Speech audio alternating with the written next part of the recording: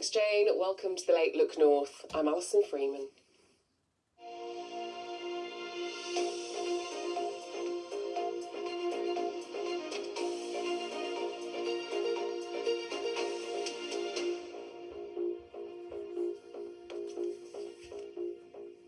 Good evening. Police patrols have been stepped up in West Cumbria to tackle outbreaks of antisocial behaviour.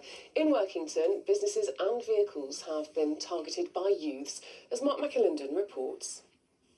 That New Year, kids broke into this newly opened Workington nightclub, wreaking havoc inside and destroying the dreams of its young owner. Between £6,000 and £8,000 worth of damage. It's basically the majority of the profit that we made through December. We were open 1 month.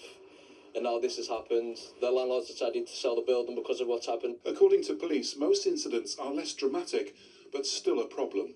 Isolated incidents of eggs being chucked up premises. We've had one incident of stones being chucked from the top of one of the bridges, which caused damage to one of the vehicles. We tend to get the antisocial behaviour from 6 p.m. onwards. So we get patrols out early, before 6 o'clock, we get them into the town centres, and that acts as a deterrent. I literally work in Saludo Lounge. They sit outside, we ask them to leave and they just kind of swear at us. It is a little bit of an issue, but I don't think it's a massive scaled issue. I think the police are doing a really good job. The police say hotspot policing is working across Cumbria, reducing rates of offending. But that long term, a wider solution is needed. Policing is part of the solution. You can't enforce your way out of it. That's not the total solution. You have to engage with parents, housing and the schools and the children themselves.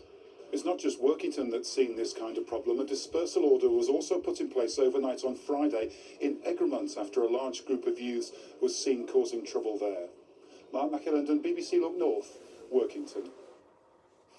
The 34-year-old Hartlepool man has been arrested on suspicion of murder after the death of a female student at the University of Lancashire.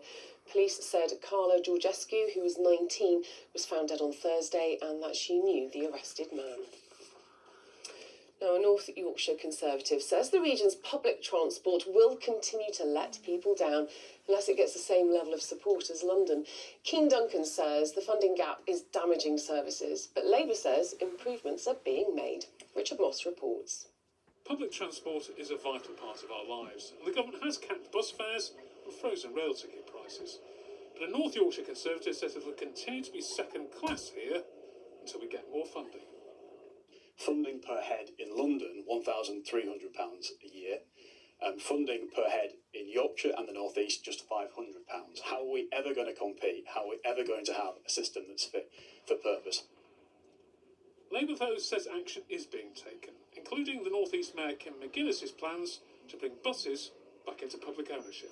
I'd like to see it happen in Tees Valley as well, because I know that areas like mine, they do struggle because those buses aren't profitable, so they don't go to those rural areas. If you have a bus franchising system, those popular buses that run in and out of central Middlesbrough, central Stockton, they underwrite those unprofitable services. The former Labour Mayor and now Newcastle Green Party candidate says what's needed, though, is a greater push to get people using existing services.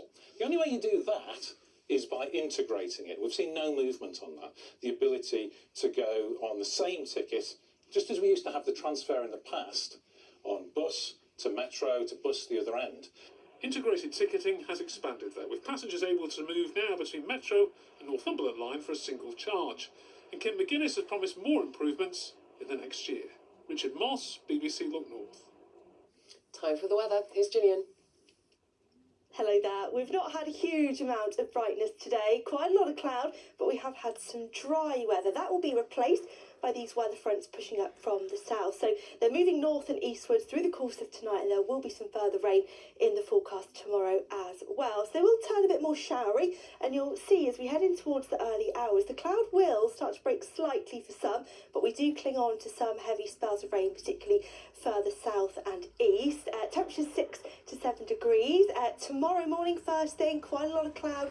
That rain clears, but it will turn showery, so there'll be a few outbreaks of rain behind that through into the afternoon. Some of you might just get a glimmer of brightness, but I think quite an overcast day overall. The temperatures peaking at around 10 degrees. It stays quite overcast and unsettled, and then eventually turns colder.